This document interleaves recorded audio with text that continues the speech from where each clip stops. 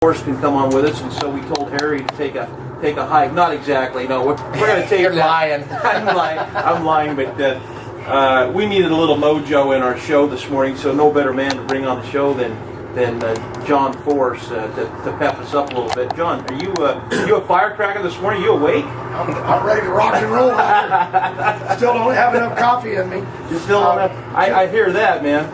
It's just really something to. In our job, we love drag racing, but to get to come out here to NASCAR, and we're going to be hitting some shows this week, naturally working with Bruton Smith and Marcus, and taking our sponsors to other avenues. It's really a tough economy, and we got to help them. We got to help these sponsors.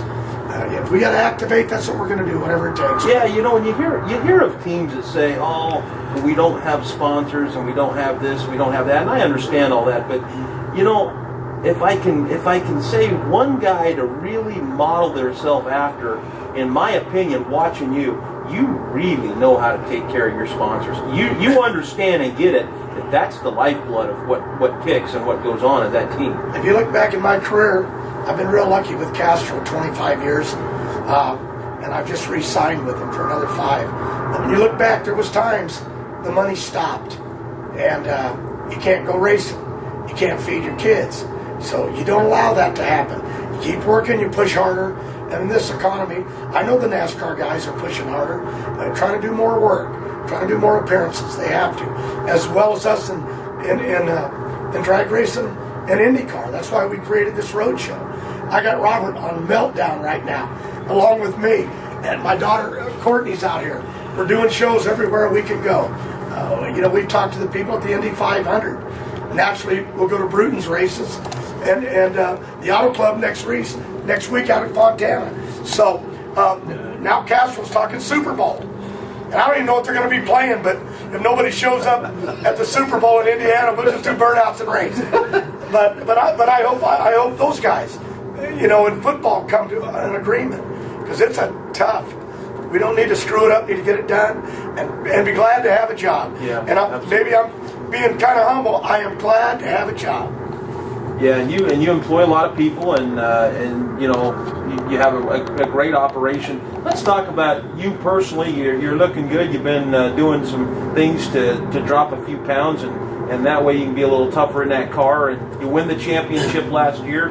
Let's talk about you and some of the changes that have been made over this last year with the team, and some of the things that you're adjusting to here. Robert and Ashley have really been carrying me. Robert won in 09. Ashley's won Indy twice in a row, and I just couldn't hit a lick, so we had to change the crew chiefs. We shuffled them around. Robert's car come back with Jimmy Prock. The Auto Club Ford won the championship. We bounced back this year.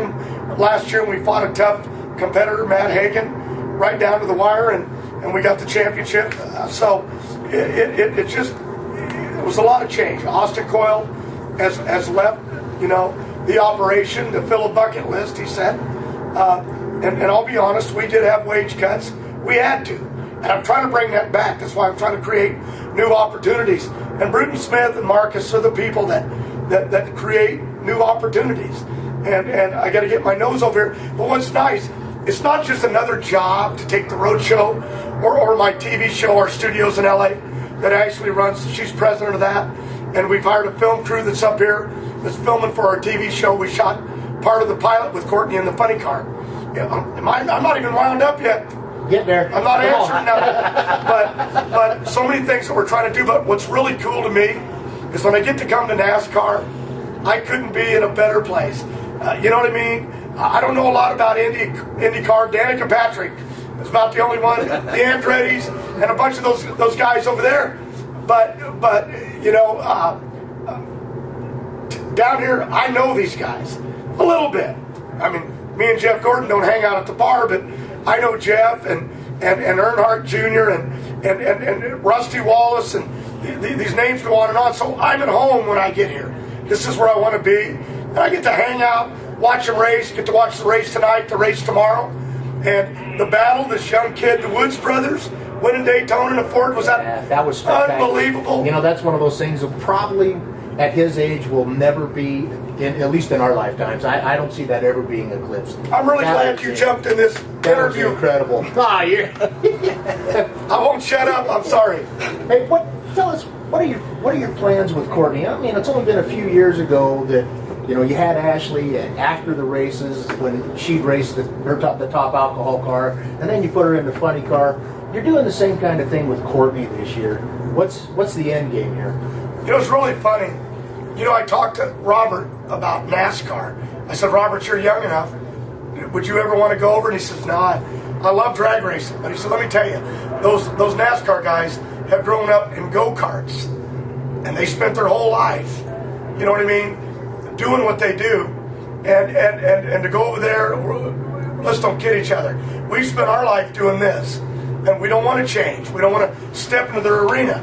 I drove in the Long Beach Grand Prix in the celebrity race, and I was terrible.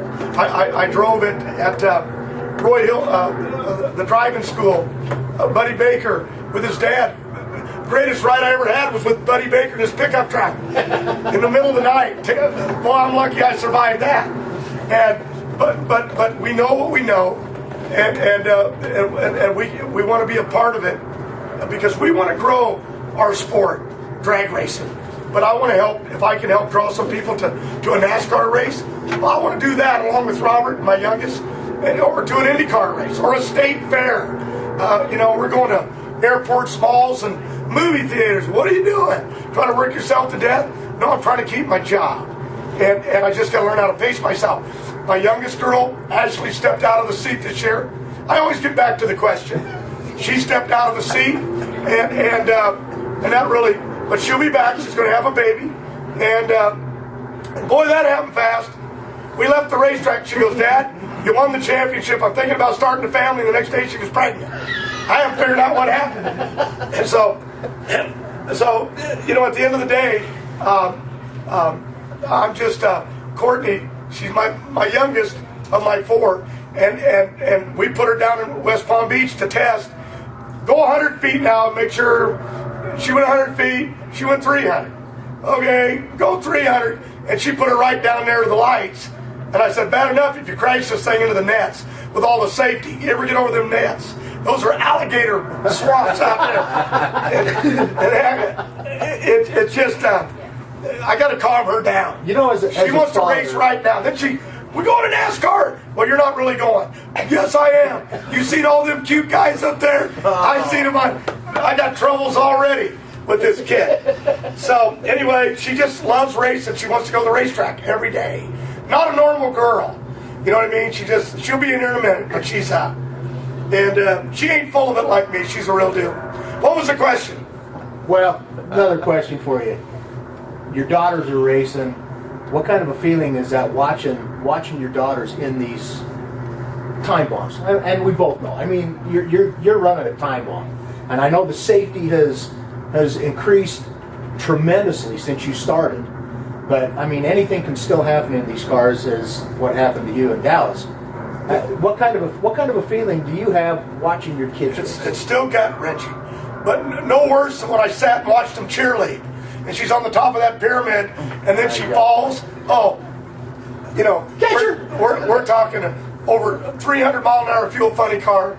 You know, makes 8,000 horsepower, leaves the start line 4 or 5 Gs, goes down the racetrack in 4 seconds. It doesn't scare me. You know, when you look in there and you look at your girls, whether it's Ashley, my other daughter Brittany, she drives the dragsters. When you look in there and see those little eyes with that helmet, and that monster is running and is pounding the ground, and you say, what have I done?